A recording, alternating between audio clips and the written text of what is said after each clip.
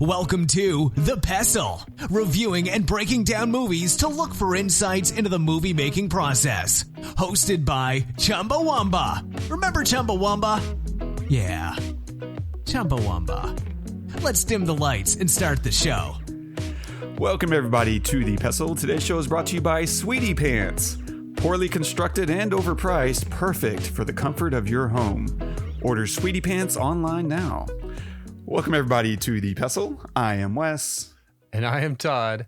And we are filmmakers, writers, directors, actors, a musician, producers, all the things. And we use all of that incredible wealth of knowledge in order to analyze films and see what they're made of, how they work, sometimes how they work best, sometimes what they could have done better, in our opinion, of course. Every film that we've covered has been made by someone who's made at least one more movie than we have. And so we respect the process quite a lot.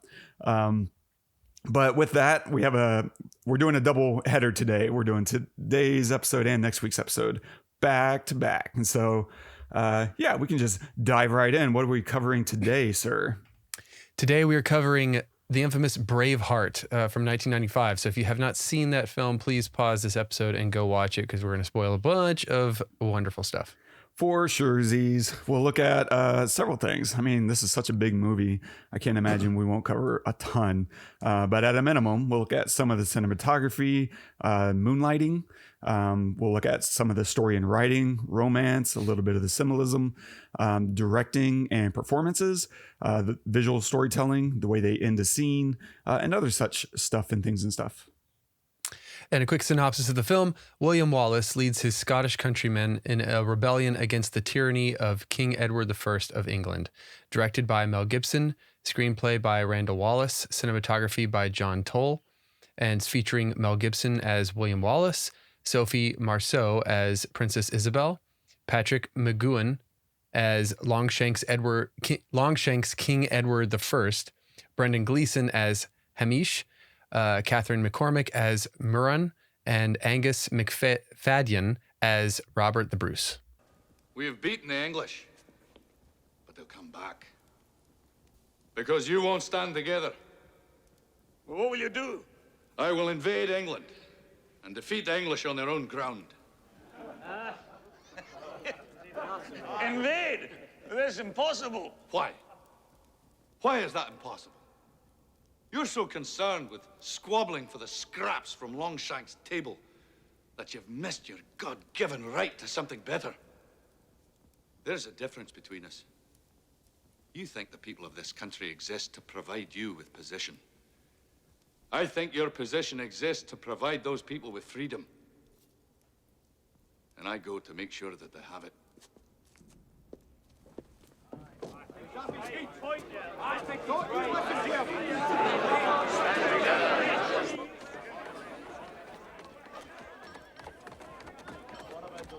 Wait! I respect what you said, but remember that these men have lands and castles. It's much to risk. And the common man that bleeds on the battlefield, does he risk less?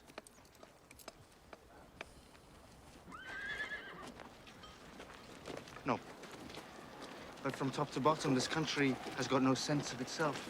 Its nobles share allegiance with England. Its clans war with each other. Right. If you make enemies on both sides of the border, you'll end up dead. We all end up dead. It's just a question of how and why. I'm not a coward. I want what you want, but we need the nobles. We need them. Aye. Nobles. Now tell me, what does that mean to be noble? Your title gives you claim to the throne of our country. But men don't follow titles. They follow courage. Now, our people know you. Noble and common, they respect you. And if you would just lead them to freedom, they'd follow you. And so would I. Great choice. Oh, man. So many things, bro. Simple question. Is this a top 10 movie ever made? Oh my God. Yeah. Yeah. Yeah. On all fronts. On all fronts. I mean, when you talk about cinema, you talk about movies, you have to talk about all the things, right?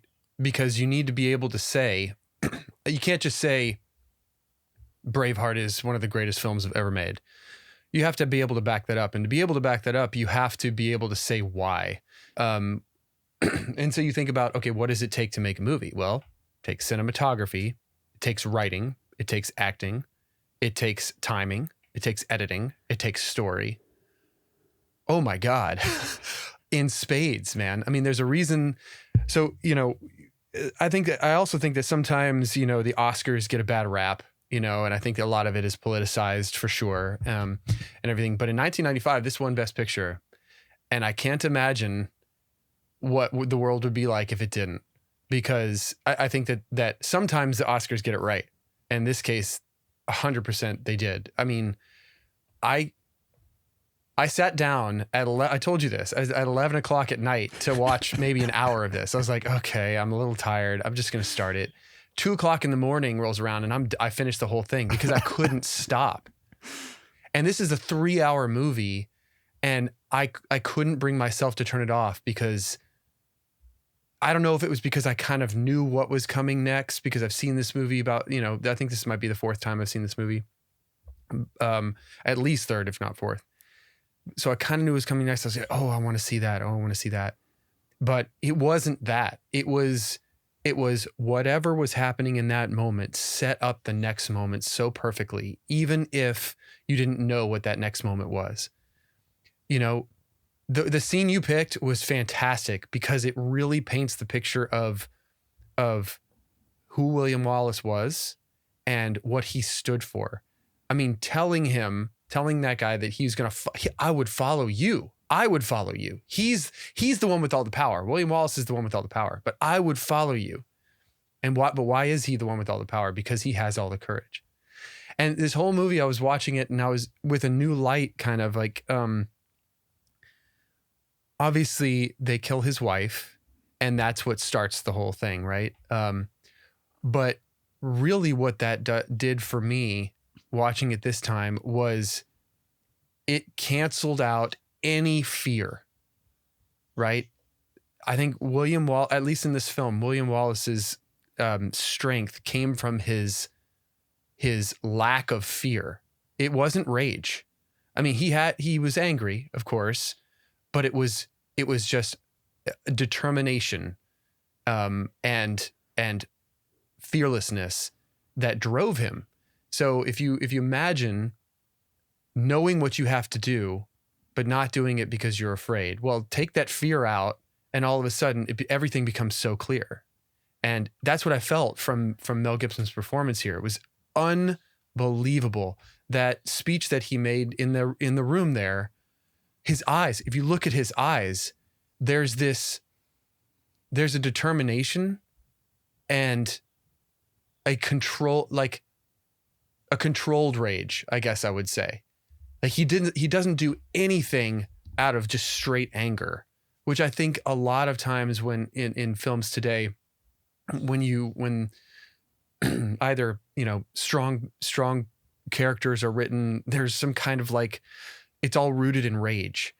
And I think the initial first battle that he has after he found out that they killed his wife, definitely there's rage everywhere. Right? That's the whole purpose of it. But then it transforms after that.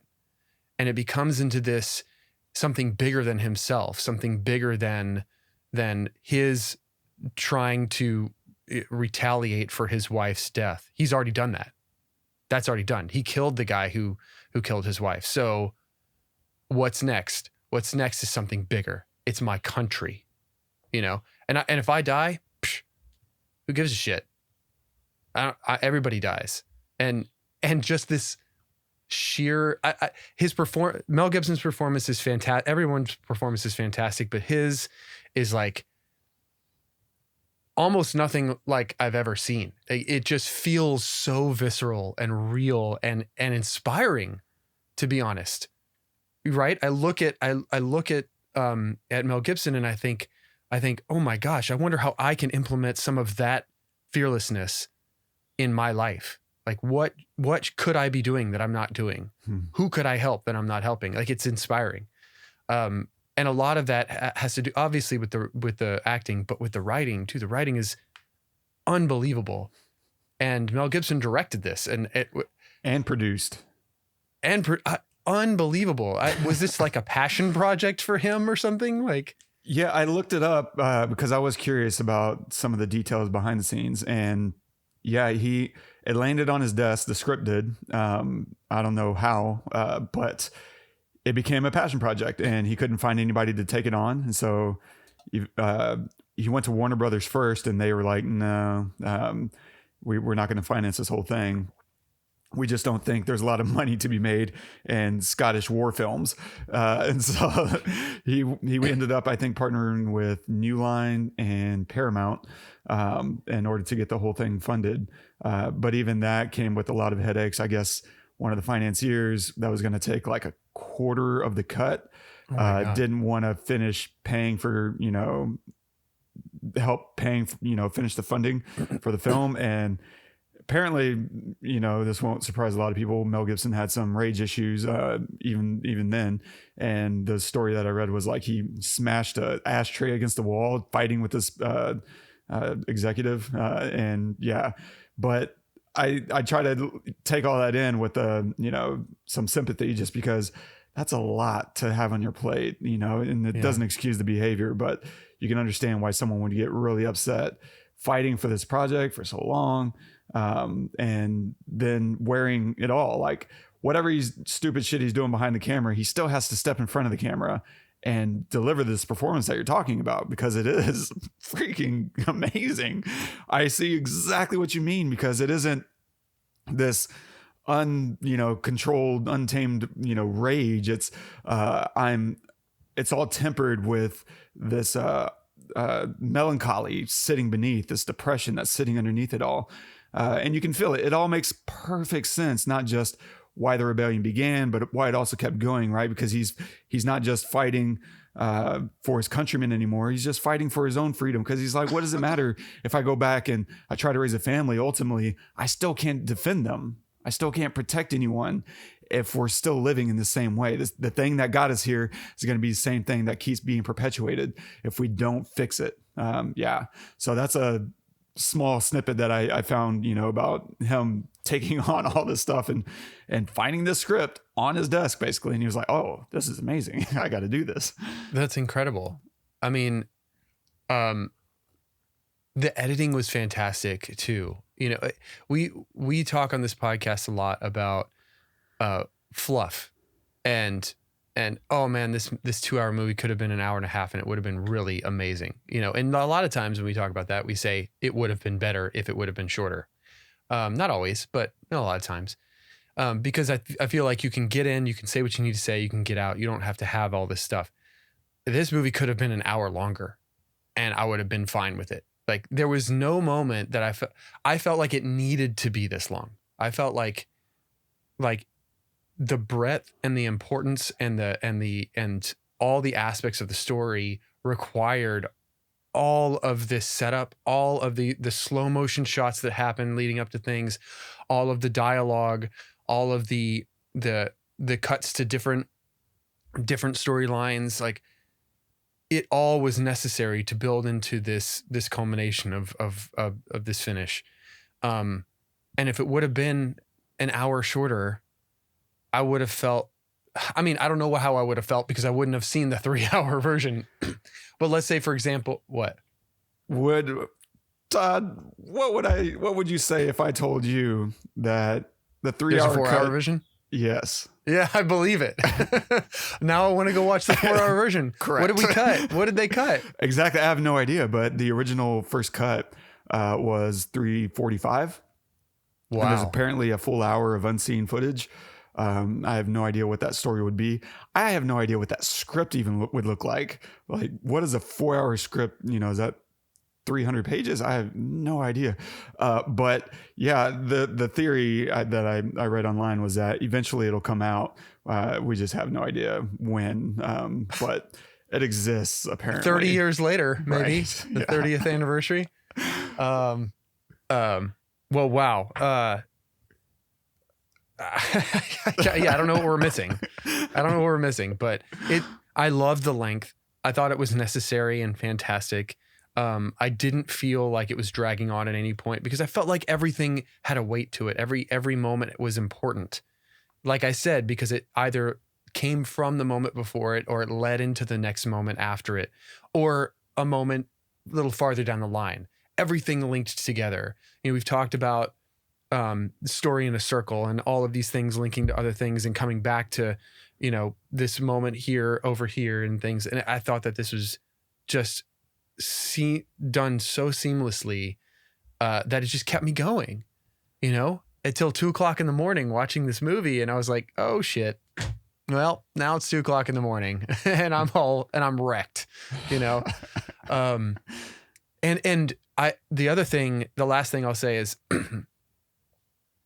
I think that the other reason the writing is incredible is because none of the characters were all justified by everything that they did and said. Like they weren't. It wasn't like we saw this person in Act 1 and then we saw this person in Act 5 and they were completely different. They were everything that every character did and said throughout the entire film was what that character would do and say. It was true to them. And I'm not just talking about William Wallace. Obviously, we know that he was what he was from beginning to end. But and the setup for him was really fantastic too. But the princess, right, was incredible. Like her helping him and falling in love with him, and from the very beginning, she had this kind of like, she wasn't as aggressive as the prince she was married to or whatever. Or the king. She wasn't, she sympathized with him, and she sympathized with him all the way to the end. The people that followed him, that followed William Wallace, they were just, their characters were siloed into who they were, and all of the dialogue and all of the writing for them was true to them as their characters. And I think in a 3-hour movie, that's so hard to do, And I don't mean in the writing. In the writing, you can go back and you can look and you can say, oh, yeah, I need to rewrite this because he would have been more like that, or she would have been more like this. She probably would have said that. I mean, in the directing, when you get on set and it's not on paper anymore, it's actually in camera. And Mel Gibson has to think, okay, what would he actually, what was he doing in Act 1? Like, what was he saying? How was he? What was his vibe? And now I've got to talk to the actor. Like, no, you're more solemn. Or you're more angry because your father's just died and they killed him, and whatever the case might be, he has to keep all of those characters in his head. And I don't mean on the page, I mean on the screen, and be able to direct them. Absolutely unbelievable. I mean, I don't know how you do it to write and direct something, much less, a short film, much less, direct and act and produce a film like this. Like, it's just mind blowing. It really is. That's such an astronomical amount of work. And there's probably a lot of conversations that you have to have with your cast, right? Even stepping aside from William Wallace, like Mel Gibson has to sit down with, Sophie Marceau and Brendan Gleeson and, Stephen, the actor that plays Stephen, forgot to include him in the show notes. But have them do their own homework. Of course, they're going to sit down and they're going to map out their own experience, because there's a lot happening with Hamish throughout this film. And it's all kind of subplot, but you have the relationship between him and his father. And then he starts to have an eye towards the princess's maiden. And so you let them do their homework and make their notes and see, where is this going? And then you sit down and have conversations with them. Like, okay, yeah, I see what you're thinking there, but think of your character in this terms. And a lot of it, I feel like my preference is, I want an actor to have a strong opinion about who their character is. And then I would just want to come in and try to shape it a little bit with ideas and less about this line, I want you to be angry, or this line is, that's kind of defeating the purpose.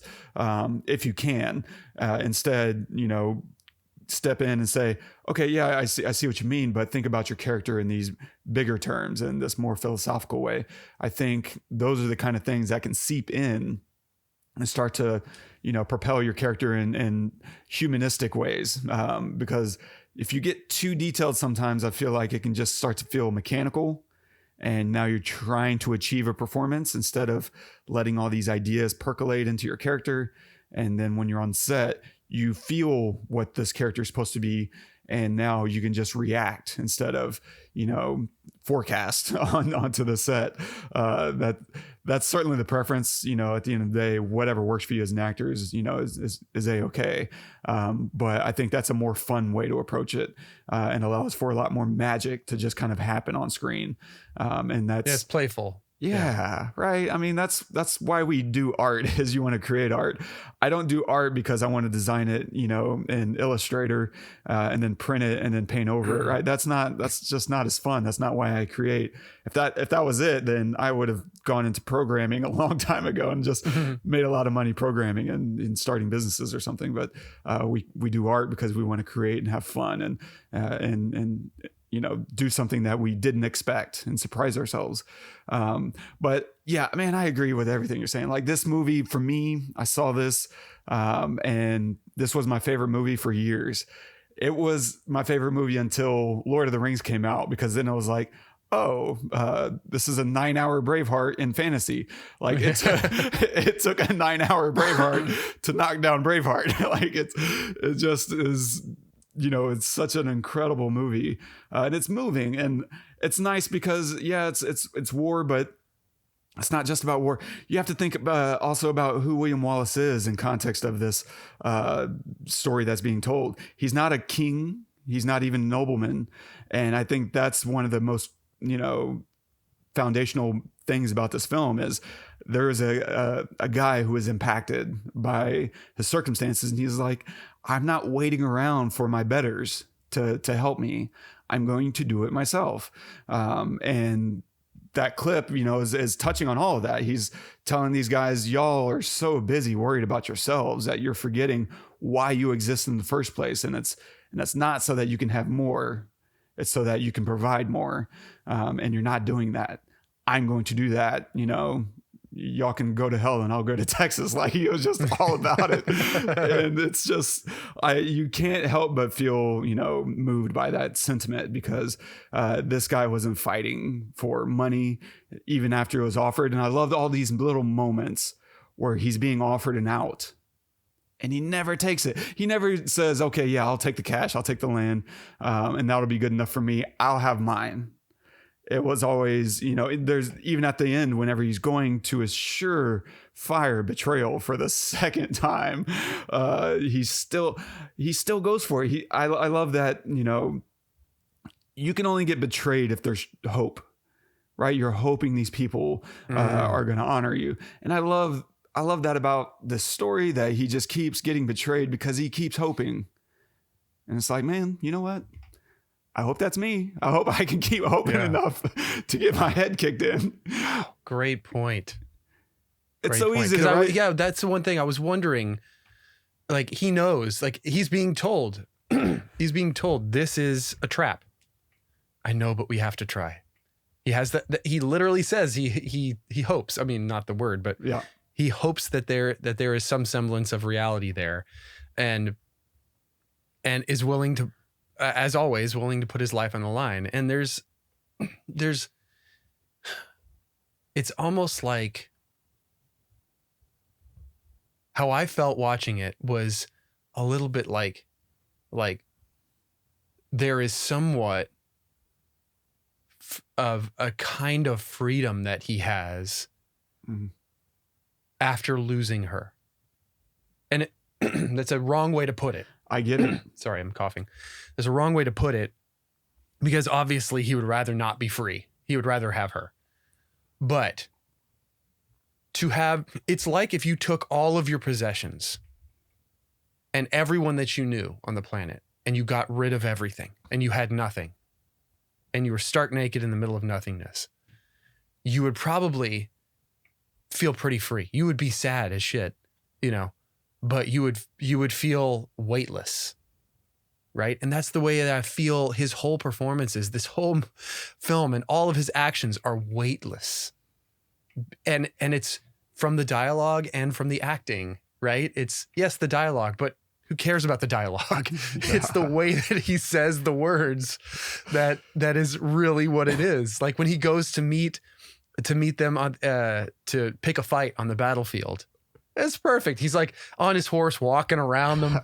You know, you go tell him, yes, we'll take your offer. If he comes in and he kisses his ass, whatever, his own ass.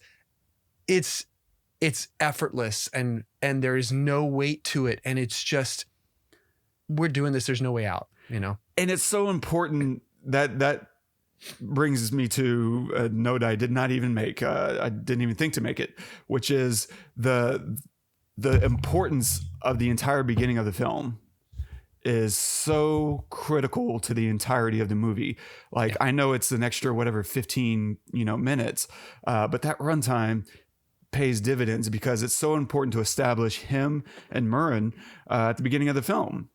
And so whenever you see them courting, and he has that line, "I've loved you, always have," you know it. And it's because of that, whenever it's taken away from him, you already know he's not going to move on because this is what he's wanted his entire life. There's nothing to move on to. Whereas if we had just met them, we cut out the early childhood where we also establish how evil, Longshanks is and the bitterness of all that. If you cut all that out and just focusing on the romance side of it, then you don't feel how important she is to him. You just know, oh, he had love. And that's good. That'll get you somewhere. But knowing that this was a lifelong love, that gets you to the deadness of his eyes where he's like, yeah, I have nothing else to lose. You've taken it all. So why do I care? Fine, kill me. I can risk it. Yeah. I'm already dead. In his eyes, yes. He probably already felt dead. Yeah. Yes. It's just... It does so much to that, but also we know that he's been trained. Mm. He's been trained mentally and physically to battle. But you don't feel that when you first see him as a grown man. You feel this playful, happy, jovial kind of dude. And the first time that you actually see him, battling is after she dies. So all of William Wallace is not physical. It's all this, until then, it's all this like this being himself, being, happy, jovial, like, playful. That's such a good point because and we see all of that in the romantic, courtship period where they're falling in love. He's so light. He's light on his feet. He's hopping over things. He's rearing up in the pasture on his horse. He's running around. He's very fleet of foot, and then that creates so much contrast for the afterwards where he does none of those things. He doesn't smile. He doesn't laugh. He's not joking around. He's just, existing now for one purpose alone, to free his country. And that's, God, yeah, the writing, and that's directing and performance for sure of just really focusing. How can I make sure people feel that switch? And he does it in a way that you don't feel oppressed by it, but you feel the heaviness, you feel the weightiness of what he's dealing with for sure. God. Yeah, it's not I get this feeling like he doesn't want to fight. Yes, he kills everyone, but he doesn't want to. Like that, if he could wave a wand and everything would be, and there would be no fighting, and his country would be free, he would do it. He doesn't want to kill all these people. He doesn't want to go to battle, even though he goes out and picks the fight. He knows that this battle has to happen and they have to win, so he goes and does that.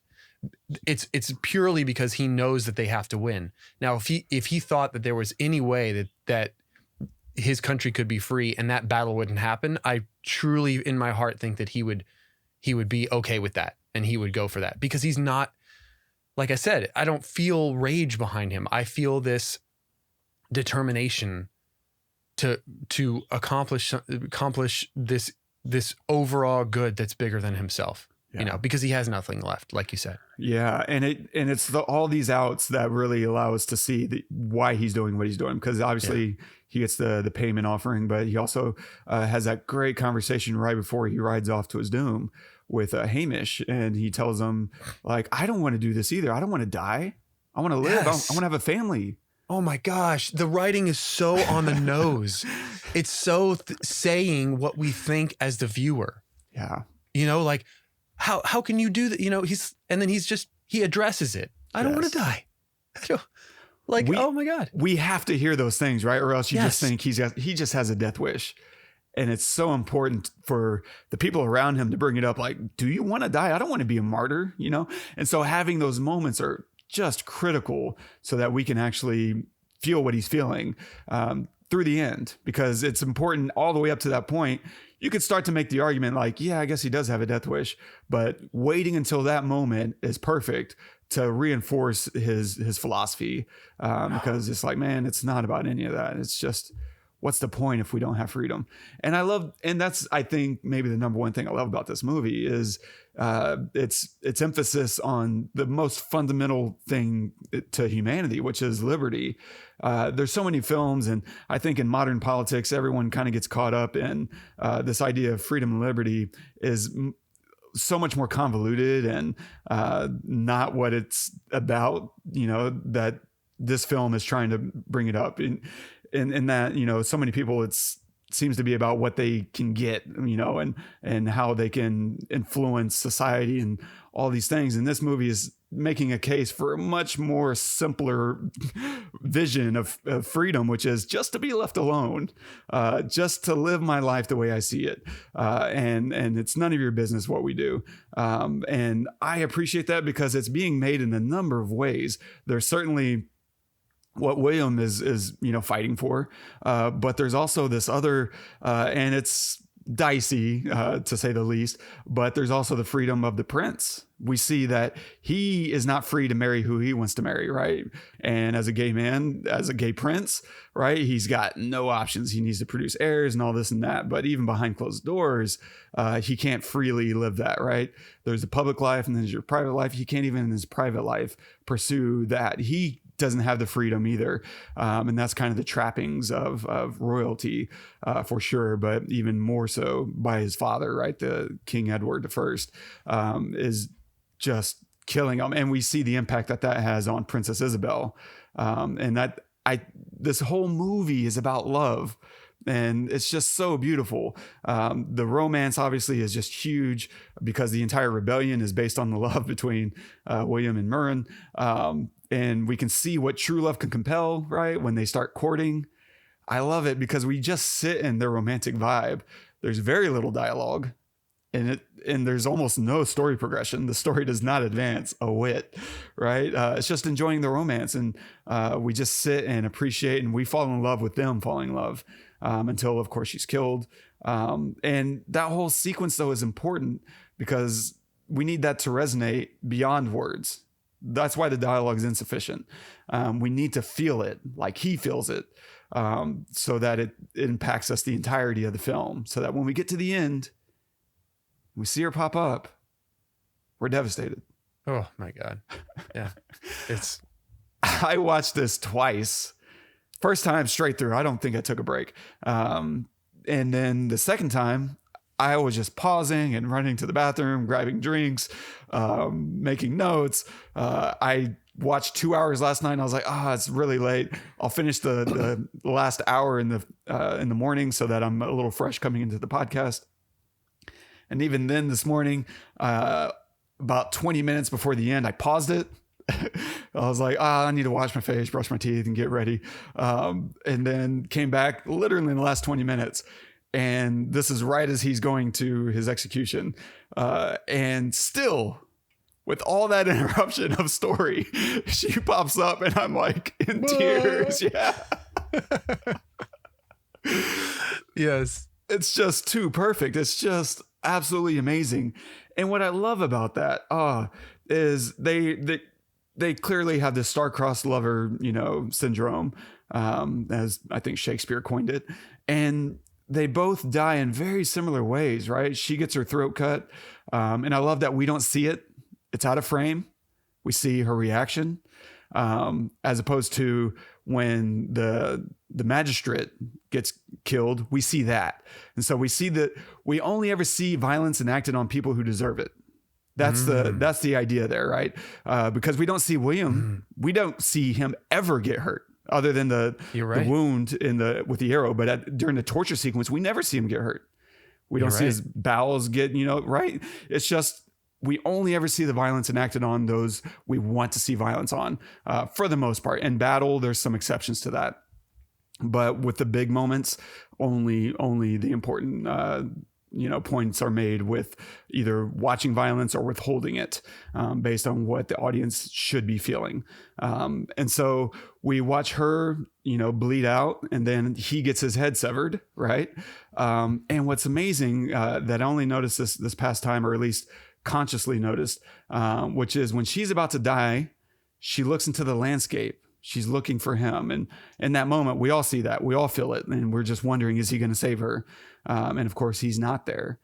But what's really cool is kind of the harmony that they bring in whenever he's about to die, right? As the axe is falling and he's looking into his friends' faces. And we're wondering, are they going to spring to his aid? And they're not. But that's when she pops up. She's there for him. And the way that he wasn't there for her, that he couldn't be. And it's very subtle, but I think what it does is it creates a feeling of rightness. And you can't put your finger on it, but it's like, yeah, this hurts. But damn it if it doesn't feel right. And it's so subtle. It's perfect. It's so perfect. But I think you really do feel it. And it's maybe not top of mind. It may not be super conscious, but it's right there beneath the surface, knowing what she experienced and what she was looking for. It just feels right. It's just really incredible filmmaking, that they're doing there, because I think it's very much embedded in that experience in a way that you may not put your finger on, but it 100% is impacting it. There's a lot of film theory where you're like, I think this is kind of carrying over, but I don't know. I think this is one of those things that is both film theory and absolutely paying dividends, in the finale. Yeah. With the love, though, the romance, we also see, yes, what love can compel, right? A revolution. But we can also see what a lack of love, looks like and creates, and how it feels, right? Through Princess Isabelle, who's trapped in this loveless marriage. And then, that whole storyline starts to create opportunities for them. And it starts to give us another out for William, because you're like, oh, wait, there's hope. You could maybe find something else with Princess Isabelle. And it's really beautiful because he denies it in order to finish his job, right? Because she gives him, even at the end, even right before he steps onto the stage, she's giving him one last out. And he doesn't take it. He's like, no, I need to, obey my principles, or else what was the point? Well, what did all of this happen for? I can't betray my entire country. It's just great writing, man. It's really good writing. It's amazing. Yeah. I love the battles. I love that they progress very evenly, right? They grow in size and importance. Because here's the thing. It probably would have been easy to create more battles. And I'm sure they would have been great, and they would have been cool, and maybe even added to the story. But they may have also been a little redundant. Instead, we see the initial rebellion, right? And then we grow into the next village, and we see them start to build their army. And then suddenly we're at Stirling, right? The Battle of Stirling is their first really big battle. And it's such a good battle because, God, the real story is really interesting. It's a very Battle of Thermopylae situation where they waded across a bridge, and the invading army was crossing the bridge. They waited until they got like halfway across, and then they just started slaughtering everybody. It was a rout, but it was tactical. I think that's the important part. Even though Braveheart didn't do the exact battle, they did emphasize the importance of tactics and the intelligence of William Wallace. And so the idea is still inserted there very much. But also for the film, love that we see the sentiment of these two random soldiers, right? I love that because we never see the troops in war films. And it helps us understand the stakes and gives us a face to win over, because now his speech has to compel everyone in the audience, but it's reflected in these two guys. And ultimately we do, I think, win over at least one of them. And this film, I think, just keeps doing that. It keeps creating these fresh perspectives, especially for the time. I feel like most war films are told from the point of view of the noble, the kings. And so just kind of circling back to William isn't any of those things. This film kind of upsets the cart by continually giving us the face of the commoner instead of the face of not only do we not care what the nobility thinks, we detest them. Like, they are not the heroes at all until the very end, whenever Robert the Bruce finally, chooses to not be a prick, following his father's lead. And that's a hard thing for sure. Another kind of full circle that we see between Hamish and his dad and Robert the Bruce and his dad. There's a lot of, father-son dynamics at play in this film. Same thing with young William and Malcolm, his father. There's constant thread about men and their sons, and what it means to follow them and what it means to stand up to them. It's pretty beautiful. The other little battle moment, God, that initial rebellion, just to rewind back to the beginning here, or halfway point. But it's so good, right? He's avenging Murron, but it's quiet. This whole sequence is just so quiet. And I love the music choice during the sequence because it's really just tones, very light drumming, some choir, but it's all deep. It's not big. It's just seething underneath the action, like the rebellion, like the people, like everything this country's feeling. It's just seething underneath. And it's so much easier to play the big music and pound the drums and make it really big. Instead, it's slow. And I love how they intercut the slow motion with the real time. And sometimes they speed it up. It's just, God, it's beautiful and it's heartbreaking because you feel the contempt, you feel the vengeance, the thing you were talking about at the beginning about how it's just pure, revenge. And it is, it's just anger, it's rage. But it's so underplayed in a sense through the choice of music, how he doesn't say a word. I don't know if even at the end of that sequence, he says a word. It's just him. And you just know any dialogue he says is unnecessary. It's just what a waste. You could completely undercut all the emotion of the moment by using words. As a great poet once said, words are very unnecessary. They can only do harm. Smash mode, baby. Yeah. And it's just a great use of, it's great directing, to be, pretty frank. The narration throughout the film, I thought it was really good. There's so much history and context, and they choose very quick moments to insert all of that through narration. I don't even think there's no titles through this film. This is exactly the kind of film that you open with a title sequence and you say, oh, hey, in the year 1290, people were really pissed off at the king because he was a king and they were not, and it's like, you don't need to do any of that. A little narration can both set us up contextually while also introducing all the players. And it's just very efficient. The efficiency in this film is really, really good. And they even do that later on during the knighthood when he's getting knighted. They have this really solid aside where it could have been this whole breakout sequence between Robert the Bruce and the rest of his noblemen, right? And instead, we're watching him getting knighted, and then suddenly it's Robert the Bruce and one of the noblemen. He's like, hey, any idea what his politics are? No, but he carries a lot of weight with the commoners. That's it. That's in 10 seconds, you accomplish so much. There's no need for the breakout scene. Just drop the important point as an aside, right? That he's not political in the same way that they are. that he has no allegiance. And so now we understand a bunch of things. One, they can't control him because he doesn't have their same desires. But also they don't know what to make of him. And so they can't trust him. And so we feel the conflict already built in between him and the nobility. We don't know where that's going to go. And that's just beautiful, stuff to put on the back boiler, because it certainly builds for the rest of the film. Some of the symbolism, the rock contest at the beginning. I love the whole, I'm going to throw a rock. Can you throw it farther?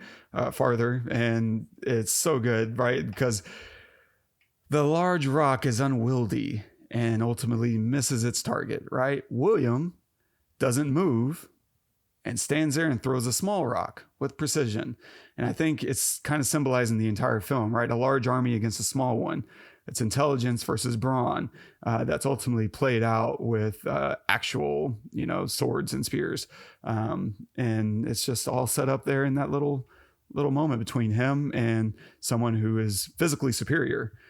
Why not? Why not just create a fun moment that proves a point and underscores how smart and intelligent William Wallace is? That, to your point a minute ago, he came back from his uncle much wiser and smarter. We'll circle back to that in a minute. Other symbolism, Falkirk, he takes an arrow into the chest. This is very simple. On the one hand, you're like, oh my God, why isn't he dead?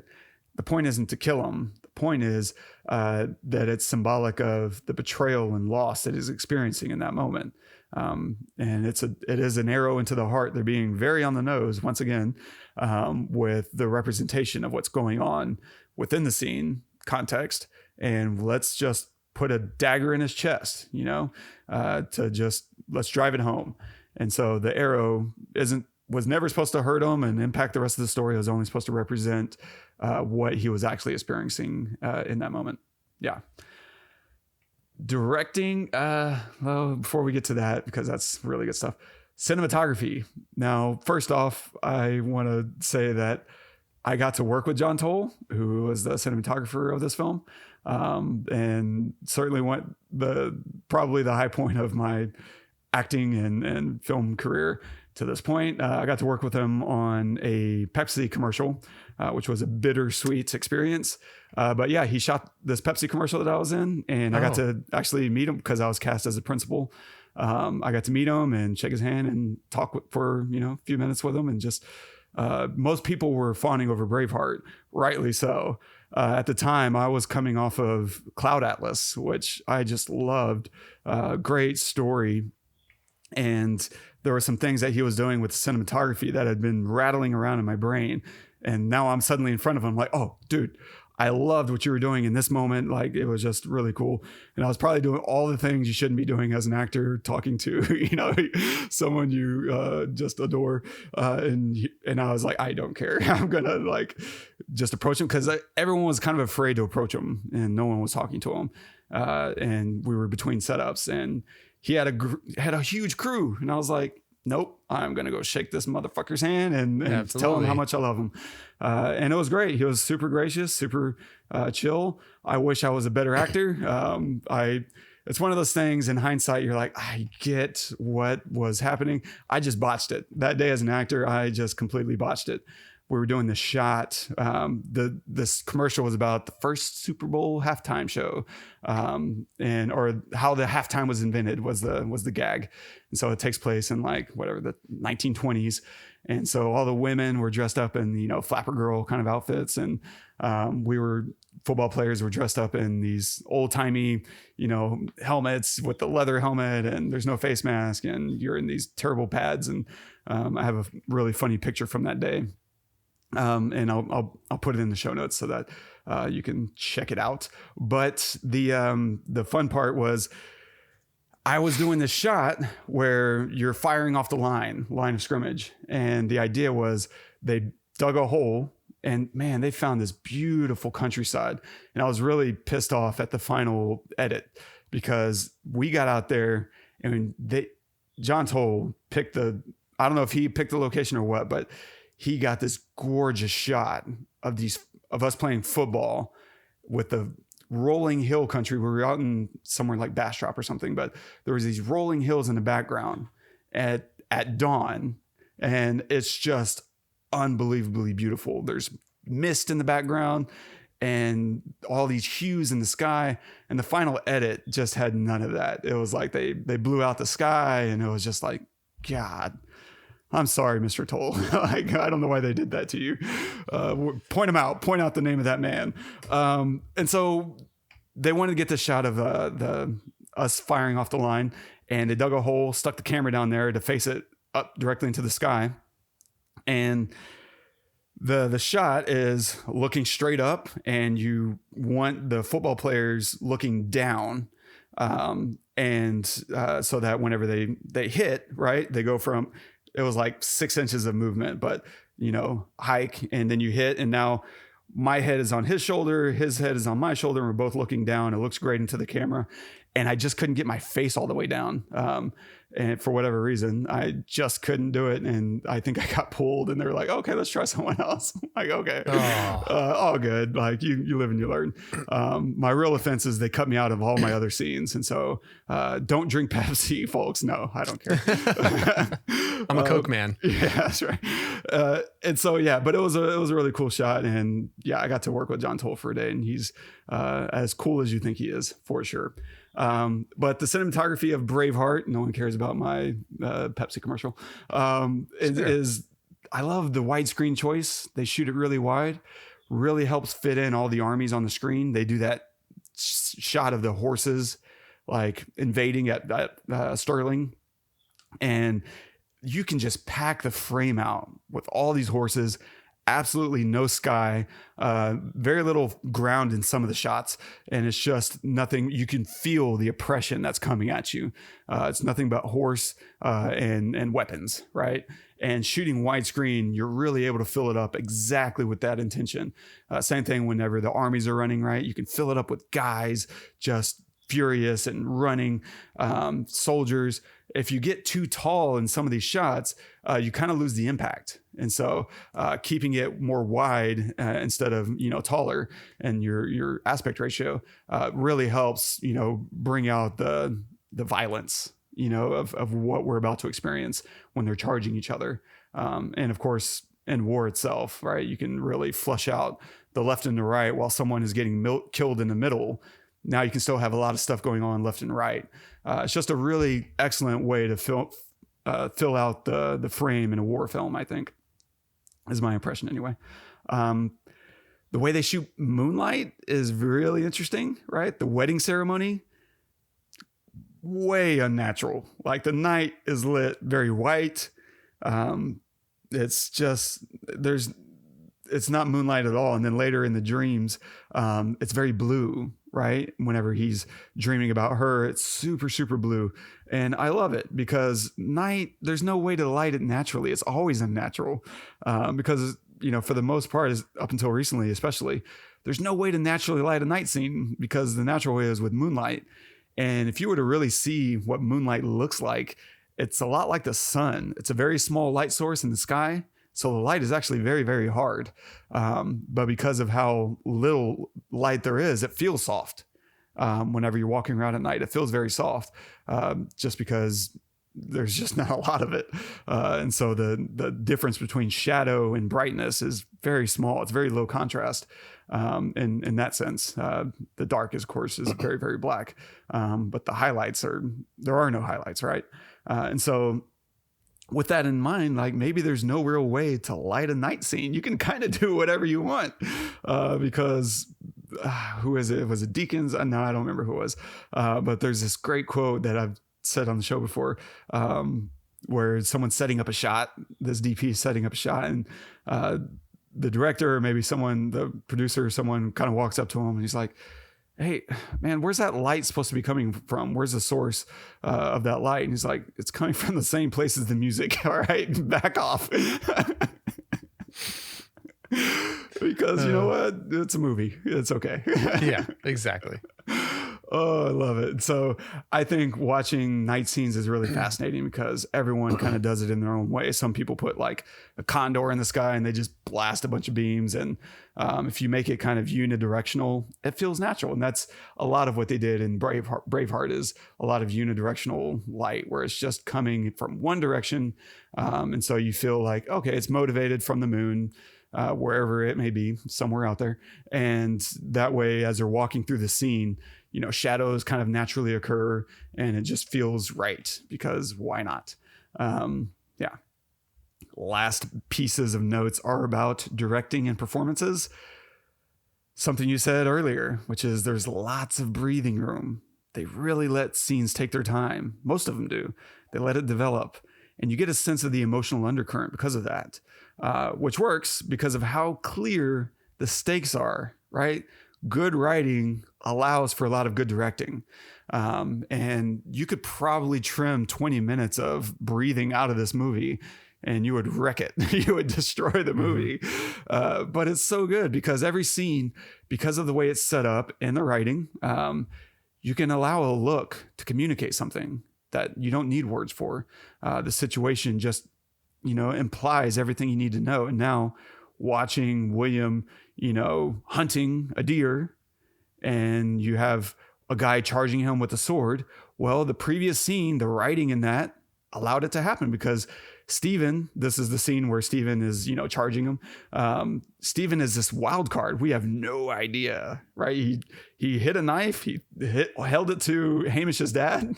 And now we're like, this guy is kind of unhinged. He's talking to God, like he's in the room and we don't know what to make of him. So immediately we cut to, well, let's see if he's about what he's about. And now through this almost entirely quiet scene, we can see, oh crap, we really don't know what this guy's about. He's charging. He's got a sword, and it's all in slow motion. And ultimately, he saves his life from the other guy who came with gifts, right? In war, you never know who's on your side and who's not until your life is in their hands. And so now we see Stephen's not only on his side, but that allows us to trust him for the rest of the film. Because he's a very important part of the film. Whenever he says, it's my island.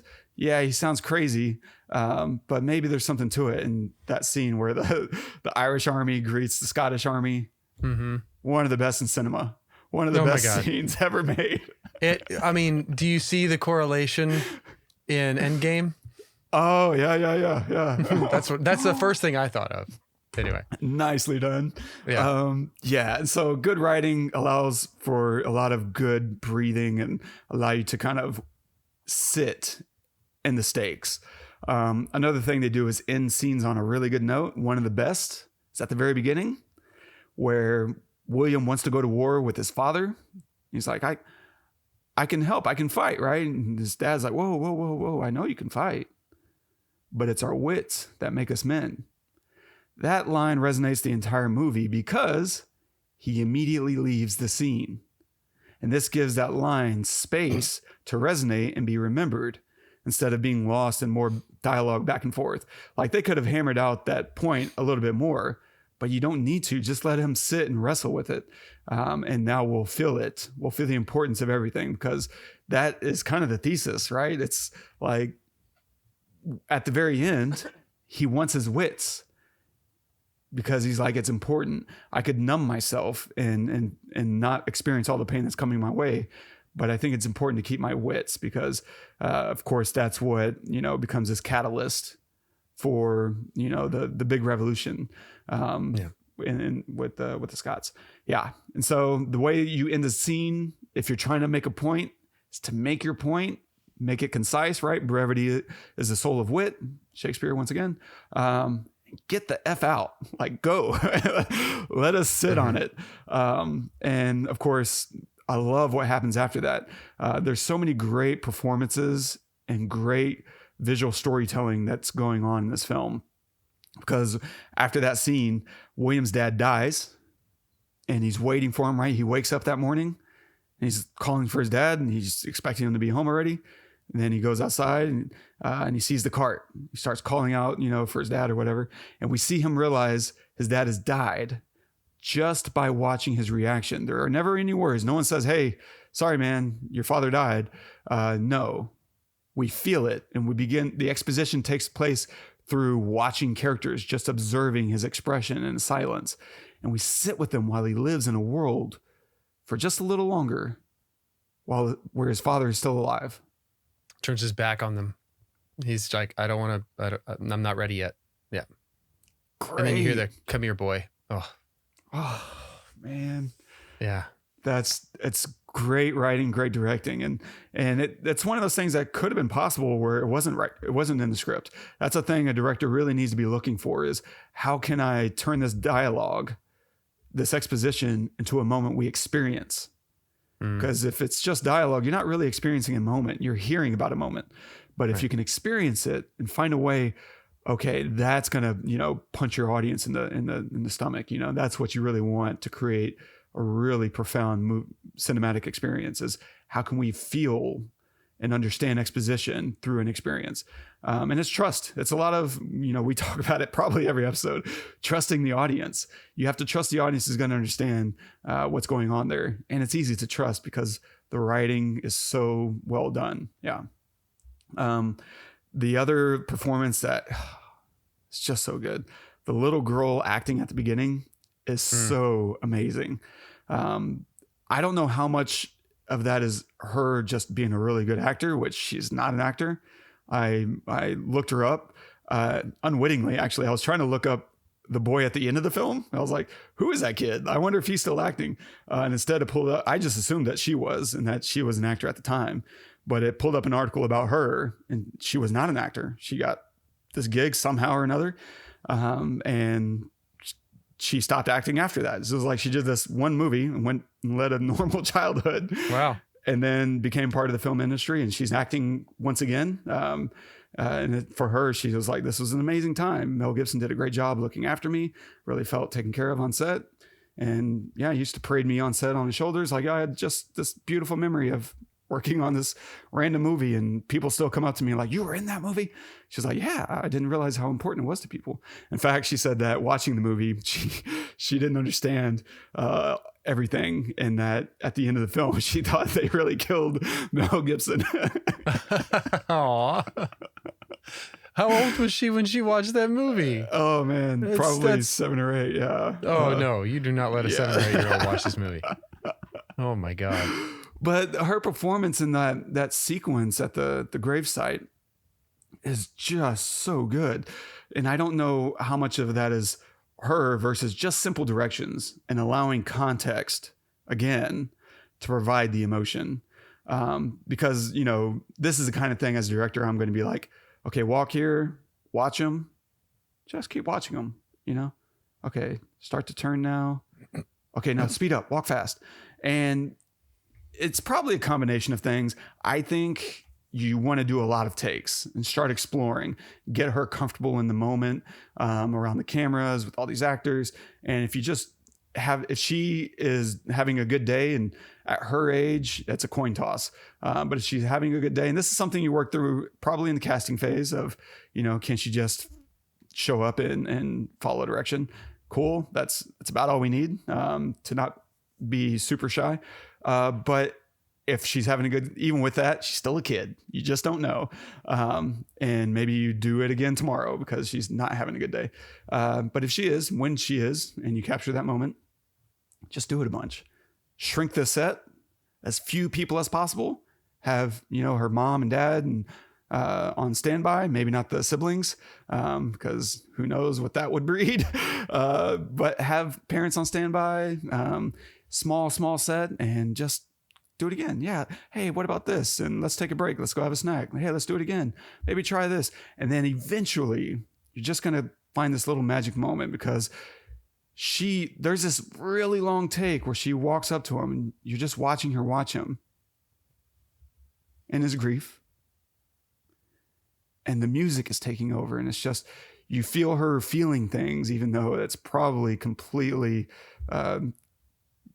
just the audience, projecting, and it just works. They just find this great moment. I'm in awe. Like, that's one of the best, short of like a Dakota Fanning or an Elle Fanning. Like, it's one of the best performances I've ever seen from a young actor. Just fantastic. And the little boy is great too. Don't get me wrong. Like, he's a little older, of course, but he's still doing a lot of heavy lifting in that first, that opening chapter. My God. A lot of visual storytelling. Just 2 more notes here. In a glance at the beginning, we know a lot about Robert the Bruce's father. Oh, sorry. Yeah. In a glance, we know Robert the Bruce's father isn't abroad, right? He's home.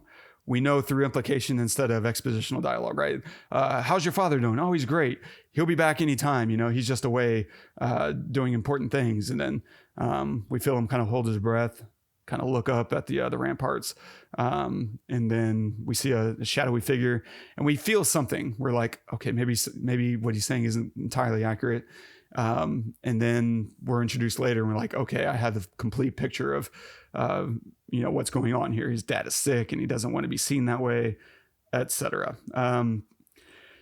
But the real great visual storytelling moment, I think, is when the prince marries Princess Isabelle, because we know so much through this little sequence of cuts, right? Their marriage is loveless because we see at the altar, the prince glances at his lover, right? The lover smiles back. The king sees it. And then the prince, for his wedding kiss, pecks the princess on the cheek. Like, we're like, oh no, we see everything going on here. Oh man, it's just great visual storytelling because we understand their marriage in mere seconds and how everyone there feels about it. It's just everyone there understands except her. Like, I don't know if she ever sees him, but everyone else is very well, clued in. So it's just great. You don't need to spell everything out. Just let us watch people watching each other.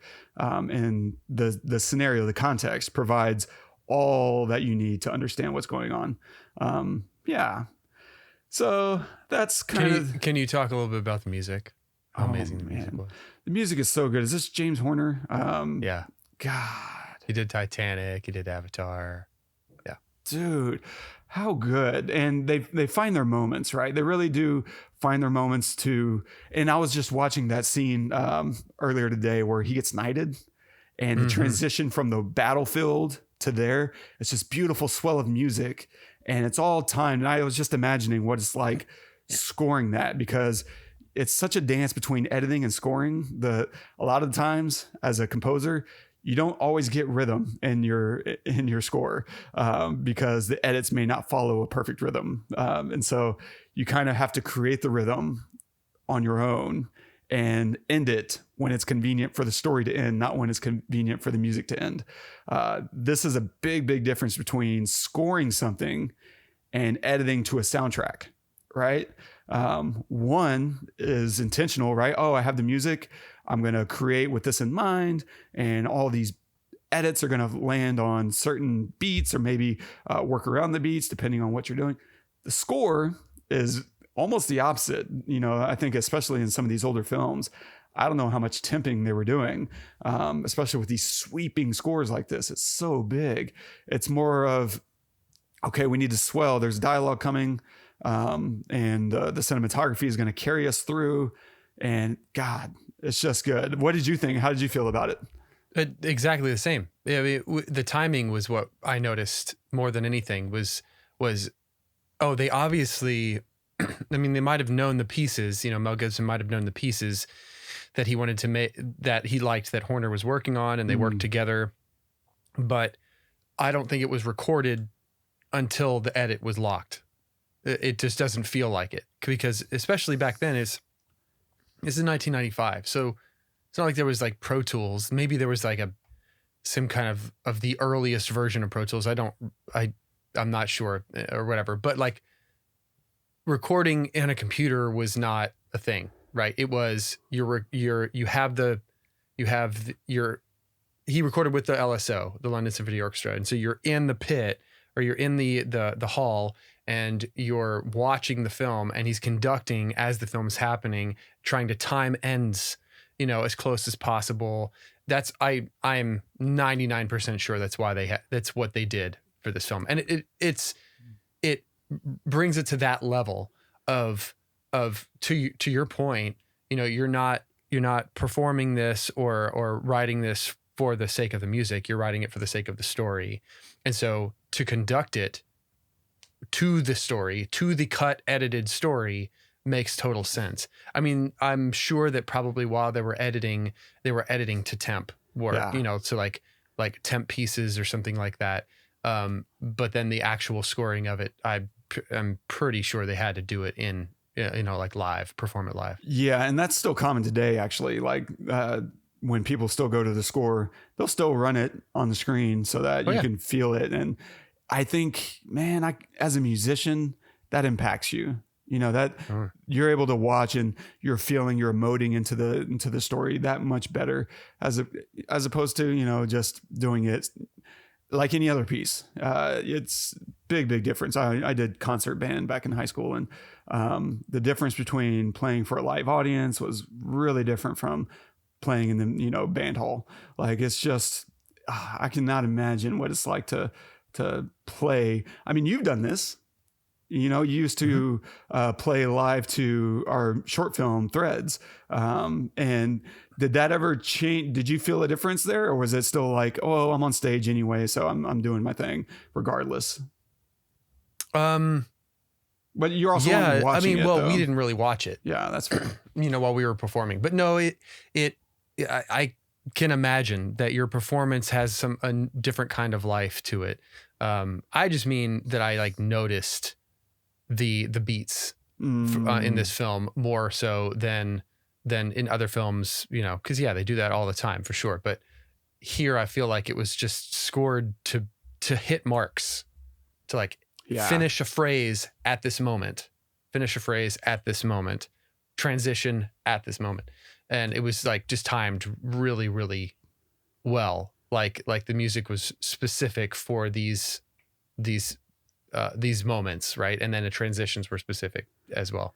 So yeah, it was incredible. I had strong vibes of Lord of the Rings in here. Like, there's certain little accents with like a flute or something, and I could just hear the Shire during certain moments. It's just beautiful. Well, this was before that, right? Absolutely, yeah. So maybe Lord of the Rings have some vibes of Braveheart. Correct. Horner is brilliant. I mean, I don't know what he's done recently. I was looking on his IMDb, and it looks like there's not a whole lot since 2011 or 2010. So maybe not awards, but maybe he's done other stuff. So anyway, but he's incredible. One of the best ever. I'm seeing he's got some stuff on Willow. Yeah, I don't know if that's just using his music from the past or if it's the new show stuff. The new Willow coming out. He scored. Right. Yeah, I don't know. The new IMDb obviously he's up. one of the greats, so he's working. Totally. No doubt he's working. Yeah. But, that would be a waste if he wasn't nice. Yeah, I mean, that's, man, I don't know. I could pick a scene and just talk about it, every single scene in here. I just think it's so good. Everyone, like you said, man, everyone's performance is so good, but Mel Gibson, Best Picture. Imagine, man, you decide to direct a movie, and your first movie, you win Best Picture and Best Director. Mm-hmm. Like, when nobody wanted to back you. Right. I don't know. That just goes to show you, do what you want to do the way you want to do it. There's no right or wrong, That's so, yes. I think that is the big lesson, for people like us, creatives, artists out there, is the people with money, they don't know. They've been doing this so long, they just don't know anymore. They're working their best to create a formula that says, oh, well, if we have whoever, Leonardo DiCaprio, it's probably going to do well. If we have Martin Scorsese, it's probably going to do well. And if you have a script by Aaron Sorkin, man, I think that's the winning combination. And that doesn't mean it's a good story. It doesn't mean audiences are going to connect and respond to it. There's so many other factors you just can't, put your finger on. They don't know. like you said, you have to just, if you're connecting with a story or with a piece of art, you have to tell it in the way that you're connecting with it. Just don't create for other people, create for yourself. Because that's the stuff that is really going to speak to other people. Even if it feels like no one's going to understand what this thing is about. If it's connecting with you, you already know bare minimum one person is connecting with it. And that's all that you can really hope for, is that little piece of you is going to connect with a little piece of someone else, and that'll resonate. That's all you can do. Yeah. Absolutely. And don't quit. That's the other thing. Don't quit. I mean, Mel Gibson could have quit, or, at the first rejection stopped, but you only lose when you quit. That's right. If you don't quit, you can't lose.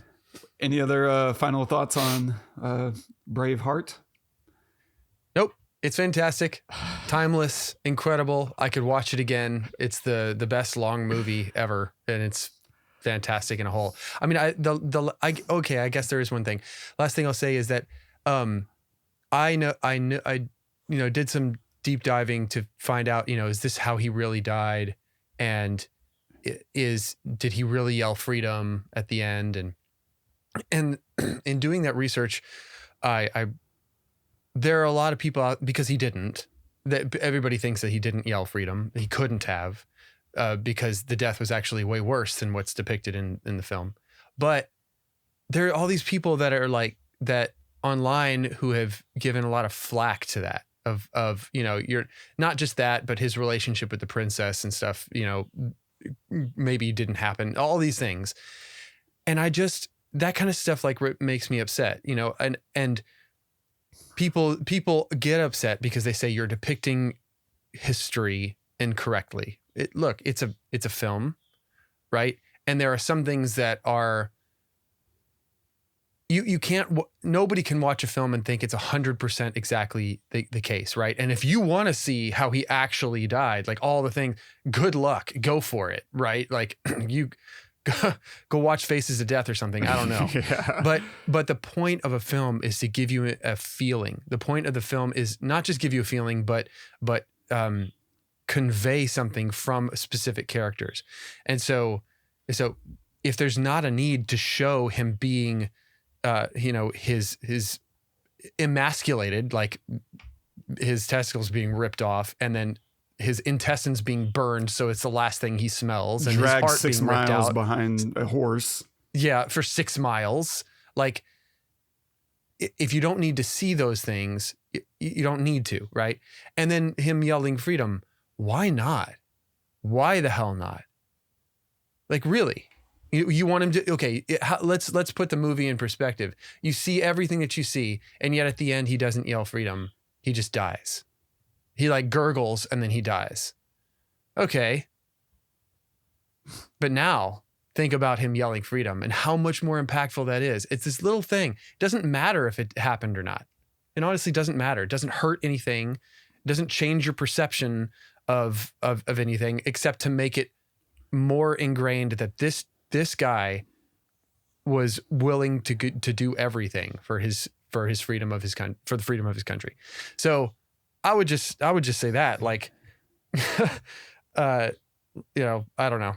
It's old hat, I know, because it's 1995, but lay off. Like, really, it's a story. Yeah, I agree, man. It's the point of art isn't always to represent reality. It's to get at the truth of reality, and those aren't always the exact same thing, right? You can get at the truth of a moment through a lie, right? And it's so much more written and understood instead of just being by the numbers telling. Because the thing is, we don't know that much about William Wallace in the first place, and so yeah, it was in 1200 something, 1278 or something. Yeah, there's not a whole lot of records. But what it did was provided a lot of Scottish pride. Like, it renewed tourism in Scotland, and even brought home a lot of Scots abroad that had moved away, still carrying the family surname. They're like, oh man, I want to go home. I've never been there, some of these people. And so it did a lot for Scotland, even though most of it was filmed in Ireland. And I watch something like this, and it's so evergreen, because I also look at what's going on in China, you know, and you're just like, man, this isn't a story that's just in 1290, 13, 14, the year of their Lord, when the Scottish fought for independence or whatever. Like this, we are still living in places where not everyone has all the same freedoms and liberties that we do.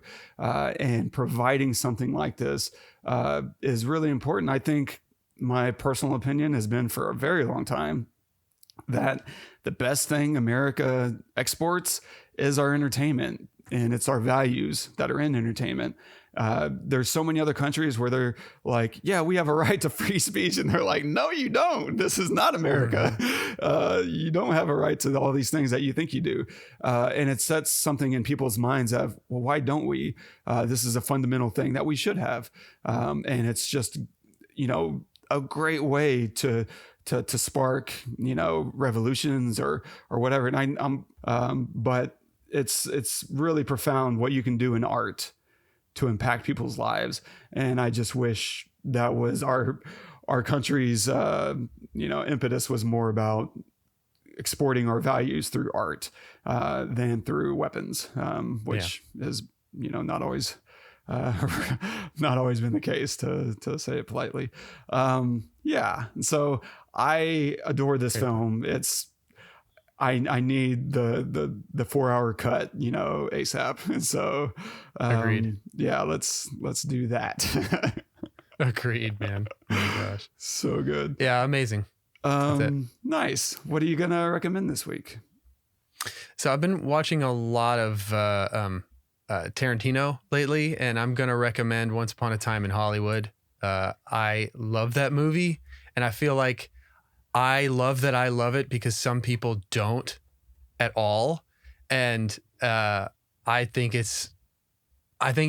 to my point about like getting history right, I think sometimes it's also great to rewrite it, because why the hell not? Right? Just make it whatever the hell you want it to be and tell whatever story you feel like telling. I think that that's so fun, and nobody does it better than Tarantino. Nobody. Oh, Agreed. Yeah. Nice. I'm still a little on the fence. I'm going to recommend The Menu. It's a new film by Luca. I don't know how to pronounce his name. Guadagnino. I haven't seen it yet. Oh man, it's or not Luca. That's Bones and All. The Menu anyway. It's starring Ralph Fiennes and Anya Taylor-Joy. Bones and All was the other film I was thinking about recommending. But The Menu it's really fun. I just enjoyed it. It's weird. If you've seen a preview, you already know it's probably weird, and it's exactly the kind of weird you think it's going to be, whatever that means. Yeah, I enjoyed it, if for no other reason than just watching Ralph Fiennes and Anya Taylor-Joy on screen together. They are freaking dynamite. Yeah, I recommend that. It's in theaters right now. Go see it. We get no money for telling you that. Deserves being pointed out, I guess. Yeah, stay tuned for next week. We're going to be taking on a little film called Already Tomorrow in Hong Kong. Yeah, so check that out. I think it's streaming on Amazon Prime currently, probably streaming somewhere else after that. I think I originally saw this on Netflix way back in the day. Yeah, so if you're enjoying the show, don't forget, subscribe, drop us a review, leave us a note if there's something you want us to talk about, as well as the kinds of things you want us to talk about. If there's, I don't know, a topic, we don't often talk about like wardrobe and set design, but if anyone is interested in that stuff, I can certainly make a lot of notes and maybe even grab someone who does it professionally to have a fun conversation with. So if that interests anyone, let us know. And yeah, happy to do that. If you want to leave a note on this episode, you can do that at thepestlepodcast.com/Braveheart. And our quote of the day is from our own Braveheart, or one of them, George Washington. Few men have virtue to withstand the highest bidder.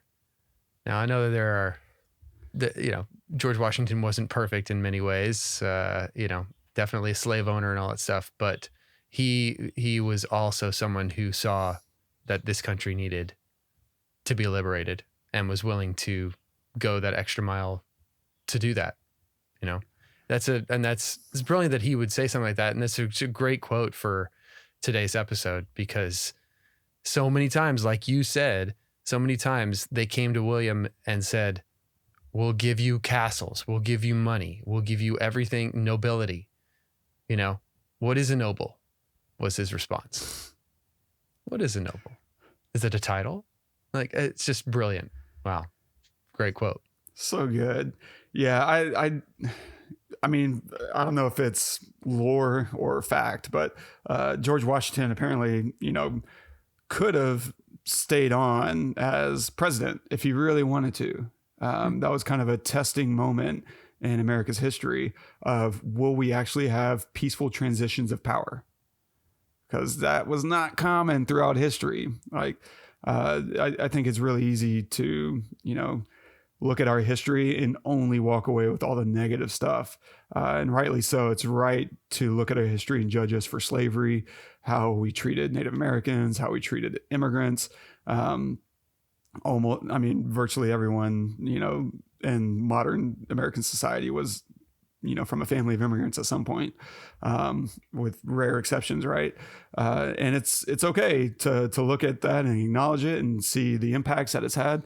I just think it's also important to look at what, you know, George Washington, the founders, Jefferson, these slave owners and otherwise evil people also provided something that the world has never really seen before, which was a model for freedom and individual liberty.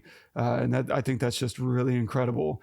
And then whenever I think about what he probably could have got away with as, you know, quote unquote, the first president, which I think technically isn't accurate, but, you know, is generally the way it goes, man, you know, hats off, because he probably could have taken advantage of his position, and to, you know, the way that it matters, he didn't, in terms of power and maintaining and keeping that level of control over the military. He had the military under his thumb, if he wanted it, as well as, you know, Congress. Like, it would have been nothing for him to just maintain power. And he didn't. He set an example, and turning down power is so hard. And I love this movie for kind of constantly throwing it in the noble's face of, you have all this power and you're doing absolutely nothing good with it, you pieces of shit. They needed to hear that. I don't know who needs it, what noble people out there need to hear that message. And amazing how like timelessness comes from sacrifice. Wow. You know what I mean? Yeah. You know, in George Washington's case, small case as well, of deciding it's, you know, what we are fighting against is the exact thing that I'm going to step down from, if that is the case, you know, because I've heard that as well, that he could have, it's not that I think he would have had to run again, but he probably would have won, but he stepped down is the way that I'd heard it. Okay.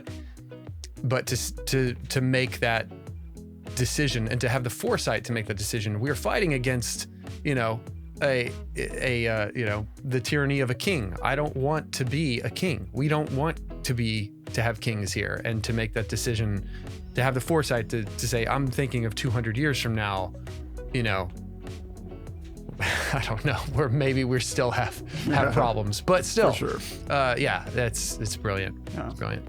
Wow. Nice. Well, this was a lot of fun. I love this film. I'm so glad that we did this. Shout out to Seth for the request. I hope you enjoyed the episode, my man. Yes, and let us know if there's something that we missed, or if that we got something wrong, or if you had another opinion about it. We love to hear all of that stuff. And make sure to join us next week. We're doing Already Tomorrow in Hong Kong. Looking forward to that. And let us know if there's something else that you'd like to see us do, or hear us talk about, or anything like that. We'd love to hear suggestion. Until next week, I'm Todd. I'm Wes. Go watch the movies.